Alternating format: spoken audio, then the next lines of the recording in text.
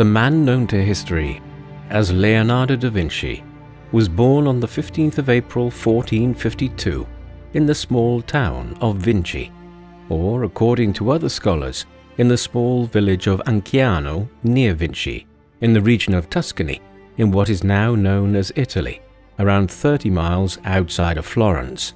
Da Vinci's father was Ser Piero da Vinci, who was born in 1426 and hailed from an upper-middle class and landowning family who had lived in the village of Vinci since the 13th century. Given their long-standing connection to their home village, the family adopted the village's name as their family name, prefixed with da, which literally means from, as in Leonardo from Vinci, a widespread practice during this time, while Ser, as in Ser Piero, is an honorific title for a lawyer. Ser Piero da Vinci was a prominent notary, or someone who ensured documents were official and served in a role similar to that of a lawyer or clerk in the legal profession. While working in this capacity, Piero spent much of his time in Florence, though sometime in 1451 he became romantically involved with Leonardo's mother, and the pair eventually conceived out of wedlock, which was particularly scandalous due to Piero's middle-class status. However, Leonardo's parents ignored the potential stigma and pronounced his birth openly. Until recently, not much was known about da Vinci's mother, although it is believed that she was a servant named Caterina. Recently, art history publications name her as Caterina di Meo Lippi, a 15-year-old orphan who lived near Vinci, while other works of recent speculative historical fiction, such as the work by Italian literature professor Carlo Vecce, theorize that she was an enslaved woman from the Caucasus, a theory supported by a document signed by Ser Piero in autumn 1452, in which he freed an enslaved woman named Caterina from bondage. Although he would grow to become a great mind and master in science, painting, architecture, and other pursuits, Da Vinci was born into a provincial life as an illegitimate child, a factor which historians propose may have propelled him into his varied pursuits, as it prevented him from assuming the rights of his father's station. Da Vinci spent the first year of his life with his mother Caterina, but was then raised by his father's parents, Antonio and Lucia, who were in their 80s and 60s respectively at this time, with Leonardo hardly seeing his mother or his father after this point, as his father was living and working and was eventually married in Florence. Caterina herself eventually married another man and would go on to have 5 more children. His father would be married a total of 4 times and would come to parent 11 children. Unlike other wealthy children, because of his illegitimate status, Da Vinci was not formally educated in Latin and was forbidden from entering college. However, he was taught arithmetic, how to read and write in Italian, and how to play the lyre, while also learning farming techniques from his young uncle Francesco, an early experience that most likely contributed to his lifelong fascination with science and nature. His early education was undertaken within the household of his father, and would have involved both formal lessons and incidental learning from his local environment, such as gaining an understanding of elementary mechanics from the operation of water wheels and potteries. Several years later, in 1464, when Leonardo was 12 years of age, Ser Piero's first wife Albiera died, and in the following year he wed Francesca di Ser Giuliano Landredini, who became Leonardo's second stepmother. Following this remarriage and then the death of his grandparents, Leonardo joined his father in Florence, which was an artistic mecca and hub for the Renaissance and home to around 100,000 people in the 1460s. The Renaissance, literally meaning rebirth in French, refers to the renewed interest in classical Greek and Roman scholarship and art, as well as the rebirth of European culture after what was viewed as the academic and artistic downturn of the medieval period. The term was coined in 1855 by Jules Michelet in his work of the same name, which argued that the period saw the revival of classical writing, artwork, and related themes, deployed to meet a contemporary socio-political environment. In areas of Italy, reference was often made to the Roman Empire in nationalistic terms, as a way of highlighting the grand and impressive heritage of this collection of states. Importantly, it should be noted that the term Renaissance is what scholars call a Eurocentric term, meaning that although this period from the 14th to the 17th century saw a rebirth of European art and learning, in contrast to the previous Dark Ages, other places and people in Asia and the great Islamic empires had already been succeeding in innovations and scholarship in the previous period when Europe was stagnant. However, the term is useful in describing the greater movement of which Da Vinci was a leading figure. During the Renaissance, Italy was not yet unified. Instead, it was made up of powerful city-states and rural landscapes, and endured consistent wars between the urban elite and the papal state, a term which refers to the swathe of land with its own army that was controlled by the Pope and the Catholic Church. Moreover, nobility and those who controlled cities and land at this time commonly hailed from one of two groups: either those who still retained power and land from the feudal era, or the bourgeoisie who had flocked to the cities to make their fortunes or consolidate their wealth in banking, shipping, and other trades. Within Florence itself, there were also split factions and infighting, which is confirmed in the layout of the city streets during the Renaissance. Based on historic maps and written evidence, historians have remarked that a mixture of families lived in each neighborhood in Florence, without large visible income gaps. So, a wide variety of people and families from different trades might have occupied the same neighborhood, with a family from the nobility having lived in that same neighborhood for centuries, almost a sort of holdover from feudal times, should families and people need protection. Such an environment motivated many to acquire status symbols, which would demonstrate their wealth and societal position. In Florence, these symbols were commonly based on the arts.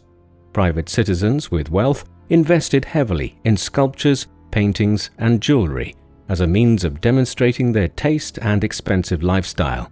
It was this dynamic which fueled the rise of Florence as a center of the Renaissance, and the arts in particular, and it was this that gave Leonardo the opportunity to found his life as an artisan. Florence was one of the powerful city-states that made up Italy, and young Leonardo was one of the many to migrate from the country into the city during the 15th century, and there he grew accustomed to city life, including an after-dark curfew and impenetrable locks and security on buildings. As well as this, Florence itself was a walled city. Indeed, life was made turbulent not only due to wars and political intrigue, but also due to plague and famine, which periodically affected the population and led to a significant level of fear. During the 14th and 15th centuries, the Old Market and public squares were prime locations for political organizing and for communities to gather, and for Leonardo, the squares would have served as excellent opportunities for observing the human form, or perhaps gaining potential clients and patrons for his art. Some of the most significant movers of the artistic and political world of 14th, 15th, and 16th century Florence belonged to the powerful banking family, the Medicis, though their origins were as humble peasant farmers in Tuscany. In the 14th century, they migrated to Florence to take advantage of economic opportunities, and over the next couple of centuries, the Medici family would have members connected to the French throne as well as the papacy. Importantly for Leonardo da Vinci's story, the Medici and other powerful families were patrons of the arts, beginning with Cosimo Medici, who was born in 1389, and not only established the political legitimacy of the Medici during a time when many were suspicious of bankers, but also began the tradition of the Medici's art patronage. Cosimo was particularly interested in architecture, as exemplified by his support for sculptor Filippo Brunelleschi's design and implementation of the famous dome on the Cathedral of St. Mary the Flower, or the Cathedral of Florence, completed around 1436. Renaissance-era Florence was a hub for artistic and scholarly achievement, spurred in part by the aristocracy's interest and participation in the arts, and a cultural milieu that was motivated by both a revived interest in Greek and Roman history as well as humanist values. Humanism at the time of Leonardo was not the modern atheistic movement of the same name, but was an intellectual and aesthetic school which highlighted the centrality of humans and the development of the human experience through art and literature in reference to classical ideas. Da Vinci, along with other artists such as Michelangelo and Raphael, are considered to be the leaders of the so-called High Renaissance, referring to the period from the late 15th century to the mid-16th century, in which Renaissance art and science reached an all-time high in output. However, at this early phase of his life, Leonardo was not yet the rounded Renaissance man he would become. Rather, in 1464, he was the illegitimate son of a lawyer, and soon to be an artist's apprentice, and it was due to his illegitimate status that, upon arriving in Florence, Leonardo was unable to follow in his father's professional footsteps and become a lawyer. However, through his father's connections, he was able to become Florentine artist Andrea del Verrocchio's apprentice when he was 14 years old, although apprenticeships of the time would typically start a couple of years earlier, around the age of 12. Andrea del Verrocchio was born in 1435 in Florence. Although he was the official sculptor for the powerful Medici family, Verrocchio was originally trained as a goldsmith, eventually also mastering bronze and marble casting in 15th century Florence. Verrocchio ran a shop which was called a bottega, which was essentially an art factory producing different types of art, theatre costumes, and even tombstones. Between 1464 and 1473, Verrocchio was commissioned to craft Cosimo de' Medici's floor tomb in the Basilica di San Lorenzo, as well as the tombs of Cosimo's sons Piero and Giovanni. These lucrative and high-status connections catapulted Verrocchio into a position of influence, and his workshop took orders from many notable clients, demanding a range of wares. In addition to these tombs, Verrocchio designed and produced many pieces, including the monumental group bronze sculpture Christ and St. Thomas, which was crafted over 16 years and unveiled in 1483. This sculpture was designed for the exterior of the Or San Michele in Florence, a church which dated to the early 1st century, but was rebuilt in the early 14th century. Verrocchio was not only an esteemed sculptor, but a painter as well, who was trained by Florentine master Fra Filippo Lippi, who was born in Florence around 1406 and was a renowned painter of the previous Renaissance generation, who was at one time a priest and was also patronized by the Medicis. He was known for his frescoes and altarpieces such as the Madonna and Child, painted sometime in the 1440s. He also had a scandalous reputation, at one time carrying on an affair with a nun while he himself was a priest, before he was arrested and tortured, his life spared by Cosimo de' Medici. It was in such a lineage of artists that young Leonardo was being trained, although it is worth noting that contemporaries considered artists a form of craftsmen. Clients would order custom wares from a workshop, whether this be a painting, sculpture, engraving or bronze, and expected their specifications to be met. The nature of this market meant that Leonardo would have been trained not only in the mixing and application of paint, but also in stonemasonry, carving, casting bronze, and drawing, as well as in the use of mathematics, engineering, and music. As an apprentice working under Verrocchio, some scholars suggest that Leonardo painted the angel in Verrocchio's painting Baptism of Christ, completed circa 1472, as well as the fish on a string and the dog in Verrocchio's painting Tobias and the Angel, created around 1470. But it is suggested by some historians that Verrocchio, perhaps jealous or in awe of his young apprentice's skill as a painter, as well as his understanding of color, gave up painting and devoted himself to sculpture and goldsmithy instead. Da Vinci's early work as an apprentice was crafted using tempera, a common painting medium during the Renaissance that was actually made using egg yolk, which acted as a binder for powdered pigments and water, and indeed, it was Leonardo's experience with tempera as an apprentice and as an artist in his own right that may have led him to experiment with and be drawn to oil painting. Using oil paints as a medium was a trend that spread to Italy during the Renaissance from the Netherlands, where it had been popularized by artists such as Jan van Eyck, though it had been used since the 7th century in Afghanistan. This form of oil paint was created using powdered pigments mixed with oils like linseed to bring the medium to a smooth paste texture, with artists able to add more painting medium at their will to further change the paint's consistency. This also allowed an artist to produce more nuanced shadows and shading within their work, giving rise to a style which emphasized distance and perspective. After studying under Verrocchio for 6 years, Leonardo ended his training at the age of 20 in 1472, soon after joining the Compagnia di San Luca, or the Company of St. Luke, the Painters' Guild of Florence.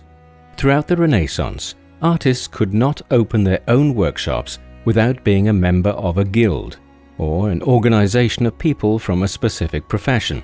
Although Leonardo joined the guild upon ending his apprenticeship, he continued to work as an assistant in Verrocchio's workshop for 5 more years until 1477. However, as a member of this organization, he would have been recognized as a qualified independent artist.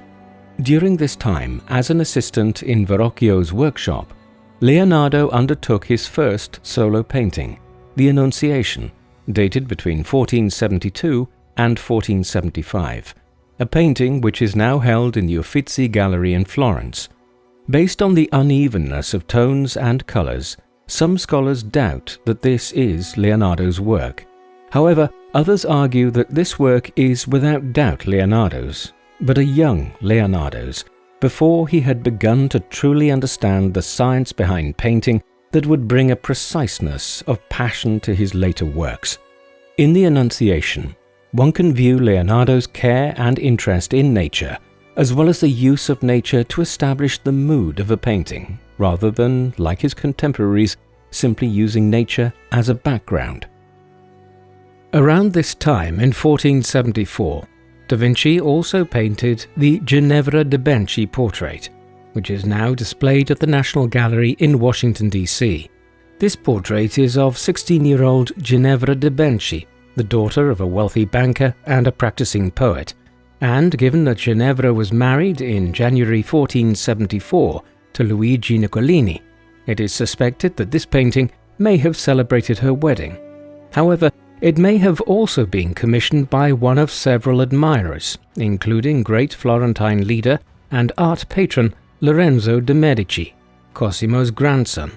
Ginevra's portrait also has a reverse side in which "Beauty adorns virtue" is written in Latin, surrounded by a sprig of juniper to represent her name, as juniper in Romance dialect is Ginevra. The back of the painting is also decorated with laurel and palm leaves, while recent infrared scanning of the painting reveals another motto written in Latin, "Virtue and Honor," which was the motto of the Venetian ambassador to Florence, Bernardo Bembo. Bembo and Ginevra had an admiring platonic friendship, common at the time, and so it has also been mooted that the painting on the reverse side and the front portrait were actually commissioned by Bembo, although this, as well as suspicions of Lorenzo de' Medici's involvement, are unproven. Between 1474 and 1478, Da Vinci painted the Madonna of the Carnation, also known as the Virgin with the Vase of Flowers, or the Munich Madonna, as it is housed in the Alte Pinakothek Gallery in Munich, Germany. Although the style of this painting is similar to his other earlier work, The Annunciation, in terms of the method of painting, her plaited hair and the flowers in her vase, much of the painting remains difficult to decipher and analyze due to damage caused by previous poorly made restoration attempts. For example, the Madonna's head was entirely repainted using too much oil in the paint, leading some scholars to suggest that this was a Flemish technique and that the painting was in fact a Flemish copy. Da Vinci opened his own workshop in Florence in 1477, but although he received his first commission on the 10th of January 1478 to paint a nativity scene for the chapel of San Bernardo, for reasons unknown, but perhaps due to his distractible nature, Da Vinci never completed the assignment, despite being paid in advance, a commission which was later given to Domenico Ghirlandaio, a Florentine painter, but was eventually completed by Filippino Lippi. Whilst running his workshop, Leonardo struggled to find the regular patrons that were necessary to sustain his work. Yet, despite this, in his early years of independent work, he took on an apprentice of his own named Paolo da Firenze, a man concerning whom not much historical information remains, though we do know from Da Vinci's documents that he was skilled at marquetry, the art of using veneer to create small decorative designs on furniture, and through Leonardo's letters we know that he supposedly kept bad company and was eventually forced to flee the city. In July 1481, Da Vinci was commissioned by Augustinian monks from the San Donato in Scopeto just outside of Florence to paint an altarpiece depicting the celebration of the Feast of the Epiphany, which was entitled The Adoration of the Magi. Although per the terms of his commission he was due to finish the painting in 30 months, he never completely finished the painting, which today is housed in the Uffizi Gallery in Florence, and consists of a mixture of watercolor, oil, and charcoal sketches. It underwent conservation efforts recently from 2012 to 2017, and altarpieces such as this remained one of the most popular orders for artisans in Florence, as both churches and private patrons were interested in commissioning them as a way of expediting their passage to heaven. Interestingly, whilst there is little known about Leonardo's appearance, it has been suggested that the figure on the far right of the Adoration of the Magi was a self-portrait. Other records suggest that he was a striking figure, tall and with blue eyes. Although scholars have no clear idea of his motivation for leaving earlier works uncompleted, by the time he abandoned this project, Da Vinci had accepted a position in the court of Duke Sforza of Milan and moved there in September 1481. Though it is not entirely known whether he was commissioned by Sforza to be his court musician or was sent as a diplomatic gift by Lorenzo de' Medici.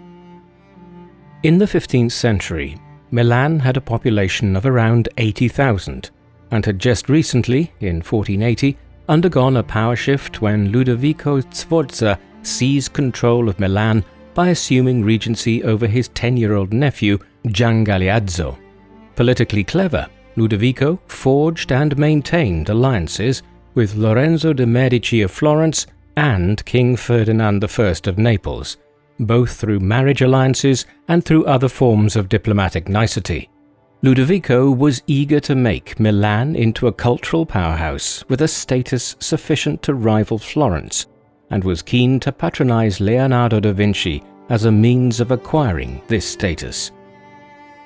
As the court musician for Duke Sforza, Leonardo used a silver lyre that was shaped like a horse's head, an unusual shape that was most likely intended to attract attention. Historians have also discovered letters which were most probably unsent letters, addressed to the Duke in Da Vinci's journals, which boasted of the many other skills he could offer the court, including building war machines. Throughout Leonardo's journals, several war inventions were theorized and sketched, such as a giant catapult, a multi-barreled gun, and even flamethrowers and an early tank. Milan was then at war with Venice, and was an established manufacturer of weaponry. On the basis of these designs, Leonardo would eventually be appointed as an engineer to the Duke. In 1489, Sforza commissioned Da Vinci to create a bronze statue of a horse, which would serve as a monument to Ludovico Sforza's father Francesco. However, Due to later wartime bronze shortages, he was unable to complete this work. During these years in Milan, Leonardo also took on another apprentice who would stay with him for the next 30 years until da Vinci's death. Giovanni Giacomo di Pietro Caprotti began his apprenticeship at the age of 10 on the 22nd of July 1490 and was soon known as Salai, meaning little devil or imp, due to his propensity for theft and mischief-making. Many scholars believe that Salai and Leonardo had a romantic affair during the 30 years they were together, and while, as posited by historian George Chauncey, actions now considered indicative of sexuality would have been interpreted differently at the time, open homosexuality would still have been wholly prohibited by the Church. However, for artists and supporters of the Renaissance, there may have been an interest in homosexuality, given the commonplace relations between master and apprentice in Greek and Roman antiquity. Indeed, upon Leonardo's death, Salai was included in his will, receiving a house and land in Milan, as well as several pieces of artwork. Leonardo also undertook many other projects during this time in Milan, such as developing designs for centrally planned round churches and classical municipal buildings. He worked alongside influential architects such as Donato Bramante, who was heavily influenced by the Renaissance and wished to develop new buildings based on the style of ancient Athens and Rome. No buildings which survive today are obviously based on Leonardo's designs. However, several of his ideas were modelled. Meanwhile, in 1494, French King Charles VIII invaded and attempted to conquer Naples. The following year, Venice, Milan, Rome and Spain formed an alliance to repel the French, and subsequently, in July 1495, France vacated Naples and the Italian territories despite winning the Battle of Fornovo, because the battle occurred when the French were already abandoning the territory in response to the mass forces assembled against them. During this time, in 1495, Ludovico Sforza commissioned da Vinci's famous fresco, The Last Supper. Frescoes, a popular medium in the Renaissance, were murals painted with dry pigment directly onto wet lime plaster. Commissioned to be painted on the dining room wall at the monastery of Santa Maria delle Grazie in Milan, The Last Supper took 2 or 3 years painting to complete with the help of many assistants. However, compared to other pieces from the 15th century, this was not a long time for completion.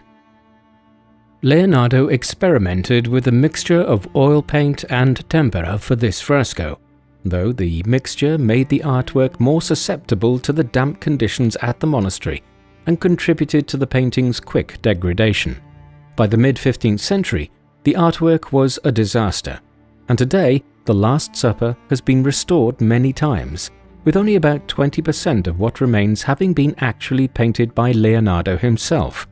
The paint on The Last Supper began to flake off soon after its completion, due to its medium being a mixture of oil, tempera and gesso, as well as due to the effects of humidity. In 1999, a restoration effort was undertaken by specialist Pininfarina, which took over 20 years and millions of dollars, and included removing 5 layers of paint. The work is notable for several other reasons, including the fact that Leonardo chose to render Judas the traitor alongside the other disciples. Jesus holds the center of the frame, and the light on the faces of the others present comes from him, as indicated by da Vinci's use of shadow. The work, now considered one of Leonardo's greatest achievements, was the cause of some upset at the time, as his patrons were angered by the time it took to complete it, and reportedly, Leonardo lost his temper with a particularly impatient abbot and threatened to portray him in the place of Judas in the fresco. During his time in the court of Ludovico, Leonardo worked as the official portrait artist to the nobility and their families. Some of his most striking work was undertaken in his role, and he was widely regarded for his ability to render expression and emotion in these pictures. He refined this technique with several studies, including studies in the grotesque and the beautiful, which can be seen in his Madonna paintings. He was also noted for his distinctive style in portraiture, in which he positioned his subject at a three-quarter view instead of wholly side-on, which gave him the opportunity to capture shadow and depth. One of the most successful portraits he completed was that of Cecilia Gallerani, the mistress of Ludovico, in which he also rendered her dog, a clear indication of his capacity to capture the movement and emotion of both humans and animals in his work. Leonardo also undertook several projects in which he attended and painted dissections, which would have been a highly unusual practice for an artist in his position, although it gave him greater knowledge of the composition of the human body and allowed him to render living subjects with greater accuracy. He also completed several studies in which he analyzed the effect of sunlight on a subject and worked to define shadow in precise detail in sketch form. In 1498, during his time in Milan working for Ludovico Sforza, Leonardo was appointed Ingegnere Camerale, which translates to Chamber of Commerce Engineer, a position that entailed designing defences and weaponry for Lombardy, a region in Italy, to prepare for a potential French attack. Throughout these turbulent pre-war years, Da Vinci also explored his interest in the intersection between mathematics and art by collaborating with mathematician Lucas Pacioli on Divina Proporzione, beginning in 1496.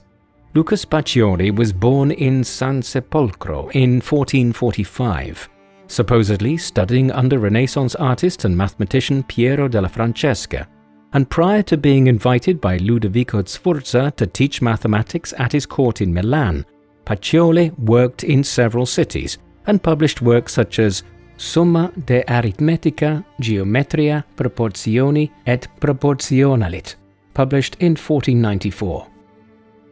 The first book in Pacioli's Divina Proporzione resulted from a collaboration between Da Vinci and Pacioli, with Leonardo illustrating. It was eventually published as a three-book collection entitled Divina Proporzione that explored the golden ratio, a guiding principle when sectioning and dividing art, buildings, or other things to produce the most equal and aesthetically pleasing result. In considering these achievements, it is important to remember that Leonardo was not trained in what was then referred to as natural philosophy or science. Da Vinci routinely emphasized the role that empirical observation had in his acquisition of knowledge and argued that the world could not be understood through books alone. On the 5th of October 1499, new French king Louis XII, a descendant of the first Duke of Milan, invaded Milan with support from Venice, forcing Ludovico Sforza to flee the city, although he was eventually captured a year later while attempting to retake it. Louis had a claim to the city through the Visconti, whom Ludovico had overthrown before assuming power. Following the invasion, Leonardo fled the city with Salai and Pacioli, stopping first at Mantua and staying with the Marchioness Isabella d'Este, of whom he sketched a portrait now housed in the Louvre in Paris. Subsequently, the trio moved on to Venice in March of 1500, before returning to Florence and living in a house together. During his short stay in Venice, Leonardo experienced life under siege, as the Ottoman Empire threatened the city in a war between 1499 and 1503. Turkish warships lay off the coast during his stay, and he offered his services to the city as a military engineer. This led him to develop designs for diving equipment, which he believed could be used by Venetian troops in assaults upon Ottoman vessels, as well as several forms of underwater defense which were designed to scuttle ships before they could reach the harbors, which would have allowed them to land an invasion force. Once again, incredible though these designs were, they lacked practical application and were hence seldom attempted. In April 1500, Leonardo was once again in Florence, though it was no longer the Florence of his youth.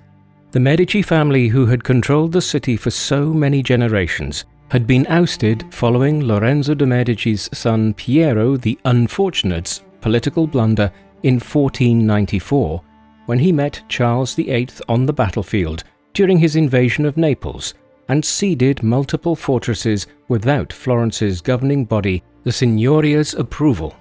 Although he had faced difficulties securing a patron while setting up his own studio and career in Florence 20 years previously, now, due to the changing political culture in the city, Leonardo was seen as a great master of the heroic style that was in vogue. This respect resulted in him obtaining many commissions and jobs.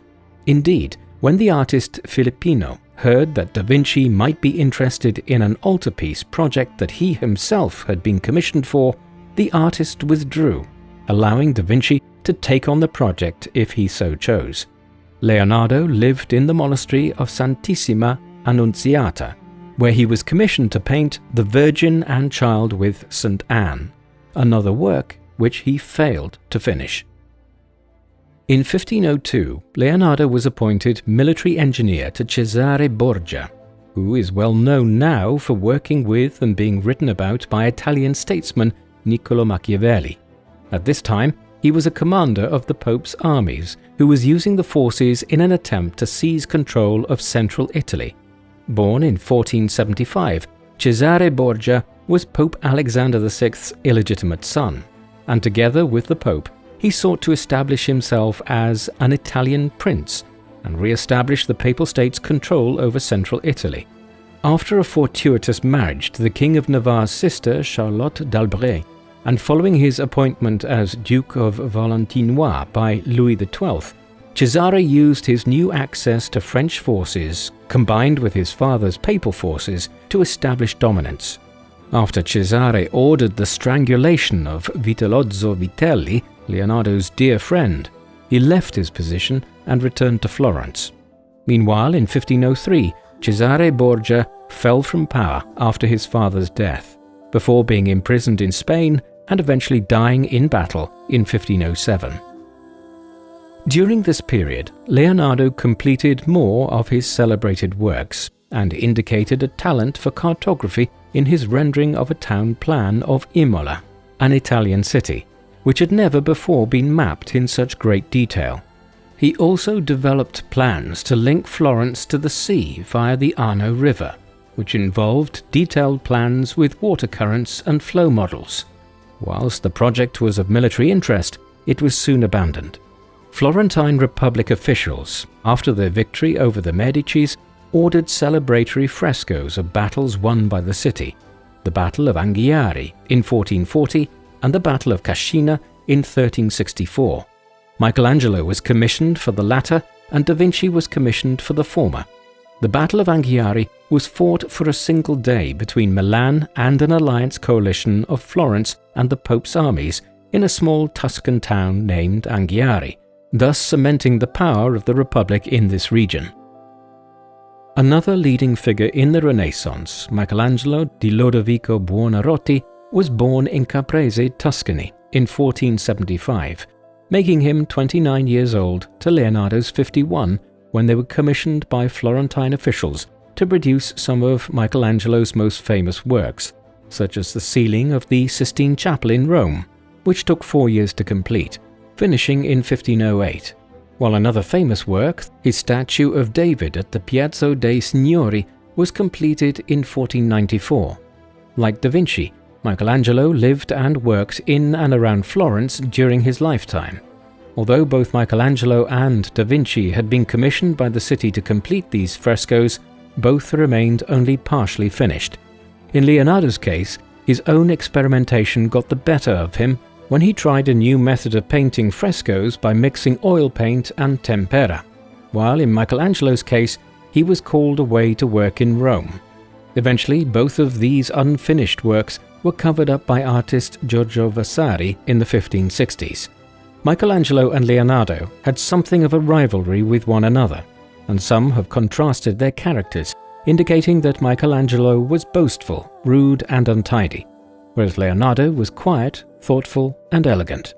The two had an acrimonious relationship, and Michelangelo often criticized the fact that Leonardo had so many unfinished works. In 1503, Leonardo da Vinci began painting one of his most famous works, the Mona Lisa. The Mona Lisa, or Monna, short for Madonna, is believed to be a portrait of Lisa Gherardini, the wife of silk merchant Francesco del Giocondo, although this assertion has always been contested. Da Vinci worked on this piece for 4 years, adding oil paint in many layers and adding to it throughout his life. Leonardo was evidently fond of the painting and kept it for the remainder of his life. This remains a mystery in itself, as if the portrait had been commissioned, then it would generally have been handed straight to the sitter after completion. The work remains arguably the most famous painting in the world. Indeed, the Mona Lisa was stolen on the 21st of August 1911 by Italian painter Vincenzo Peruggia, though the painting was found 2 years later when he tried to sell it, and Peruggia was imprisoned for 18 months. The painting is currently in the Louvre in Paris. In around 1507, Da Vinci was appointed as the court artist of King Louis XII of France, who was then based in Milan, holding on to the power that was wrested from the Sforzas. While employed by the French king, Da Vinci was paid a salary and painted and designed sets for plays, and though appointed court artist in 1508, his principal patron in Milan during these years of French control was Charles d'Amboise, the Lord of Chaumont, a French nobleman, Marshal of France, and governor of Milan from 1506 to 1511. Although never constructed, Da Vinci created plans for Charles' villa, as well as sketching plans for an oratory to be built for the church of Santa Maria alla Fontana, which, combining his love of science with art, included lavish gardens with hydraulic devices and aviaries. Da Vinci's architectural plans and drawings for d'Amboise included a loggia, or covered exterior corridor. Furthermore, some scholars posit that these designs were influenced by the Villa Poggio Reale, home of the governor of Calabria, designed by Lorenzo de' Medici and realized in 1488 by Giuliano da Maiano. During this period, Da Vinci's propensity for unfinished projects was catching up with him. The Signoria received a letter from d'Amboise in May 1506, requesting that Da Vinci return to Milan to finish an unspecified work of art they had been promised, and that he had not delivered. Unfortunately, Da Vinci also owed unfinished work to the city of Florence, the Battle of Anghiari fresco. The Signoria granted Leonardo permission to travel to Milan and finish his projects for d'Amboise. However, by September 1506, d'Amboise wrote again to the Signoria requesting that Da Vinci stay longer in Milan to finish his work. This request was denied.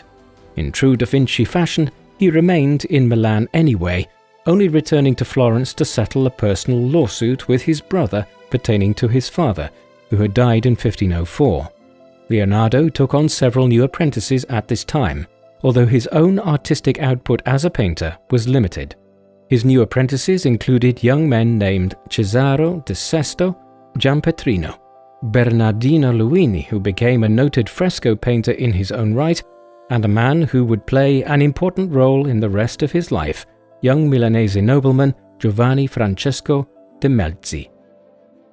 As with Salai, most scholars agree that Melzi and Da Vinci were romantically involved, and both Salai and Melzi served as Leonardo's muses throughout his life. All lived together for a long time and travelled with Da Vinci from Milan to France and elsewhere. However, despite scholars like Sigmund Freud speculating about his sexuality, there are no blatant confirmations in Leonardo's journals, sketches, or works that can truly confirm this.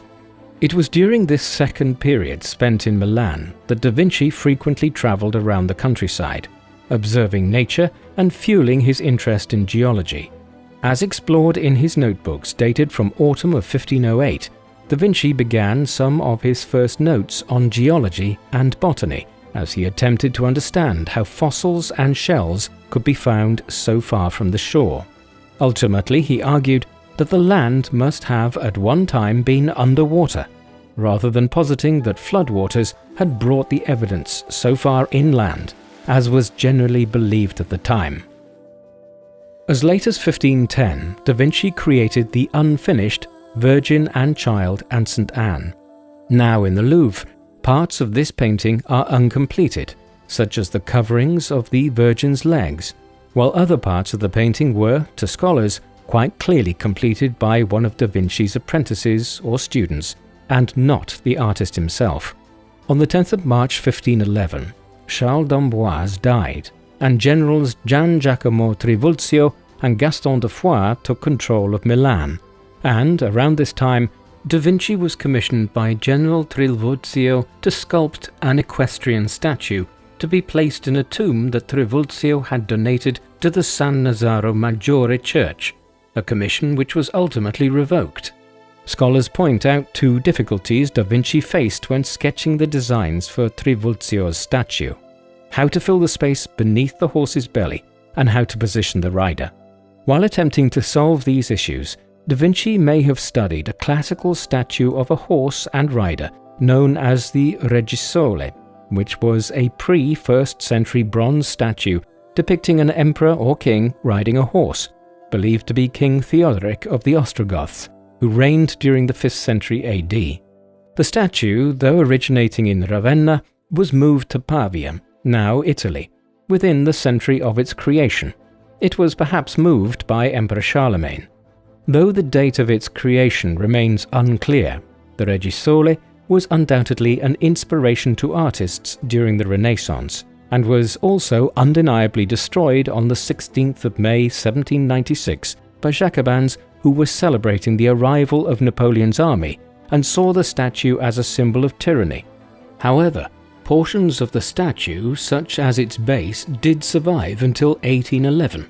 In 1937, the director of the Brera Academy, Francesco Messina, to celebrate the bi-millennial anniversary of Emperor Augustus's life, commissioned a replica of the destroyed Regisole, which was placed in the same spot in front of the Vicolo Regisole in Pavia. Though he had been studying human anatomy since the 1480s, during what is known as his second Milanese period, Da Vinci devoted much time to this subject, evidence of which remains visible to us through his notebooks and detailed anatomical sketches. From a notebook dated around 1512, it is clear that Da Vinci drew one of the first drawings of a child in a womb. Around 1510, Da Vinci met and collaborated with Marc Antonio dalla Torre, a great anatomist. Torre was born in Verona in 1481, the son of a medical professor who trained in medicine and philosophy himself and went on to teach at the University of Padua and then later at the University of Pavia, though not much of his work remains today due to his premature death at the age of 30 from either cholera or the plague. Though many scholars attribute the excellence and accuracy of Leonardo's anatomical drawings to his collaboration with Torre, others point out that Da Vinci had been working on and thinking about anatomy for as long as Marc Antonio dalla Torre had been alive, and, based on his notebooks, it is believed that Da Vinci dissected more than 30 human corpses, studies that peaked in the early 1500s and resulted in around 200 total drawings of the human body. However, while other artists during the Renaissance dissected bodies to create studies for paintings, Da Vinci was motivated by curiosity about the anatomy itself, rather than to create a specific painting. The process would have been unpleasant, since religious doctrine determined that dissections had to be conducted at night, and it was an activity which was likely to arouse suspicion. Meanwhile, in 1512, the Sforzas attempted to return to power in Milan when Ludovico Sforza's son Massimiliano, born in 1493, returned to the city with military power, backed by Switzerland. But despite this effort, the combined forces of France and Venice pushed the Sforzas out once again, with Massimiliano settling in Paris. A decade later, at Sforza, Ludovico's other son Francesco once again held the title of Duchy of Milan after being appointed by Charles V, though he was indeed the final Sforza to hold the title during this period. Amidst these continuing power struggles between the Milanese and the French, Leonardo went to live with 20-year-old Francesco Melzi, who remained a close companion and potential lover for the rest of Leonardo's life. Upon Leonardo's death, Melzi maintained control over many of his journals and his art. On the 24th of September 1513, Leonardo left Milan with Melzi and Salai, journeying to Rome, where he was hosted in the Belvedere of the Vatican by Giuliano de' Medici, Lorenzo de' Medici's son and the brother of the newly installed Pope Leo X, or Giovanni de' Medici. Many artists journeyed to Rome in these years to attempt to win Pope Leo's favor, including Renaissance artists Raphael and Michelangelo. During his residency in Rome from 1513 to 1516, the Pope approached Leonardo for assistance in crafting a plan for draining the Pontine Marshes, which was a malaria breeding ground and borderline uninhabitable. These were eventually drained and reclaimed for agricultural use in the 1930s, while Da Vinci's designs and plans, though not utilized for this purpose, can be viewed in the royal collection at Windsor Castle.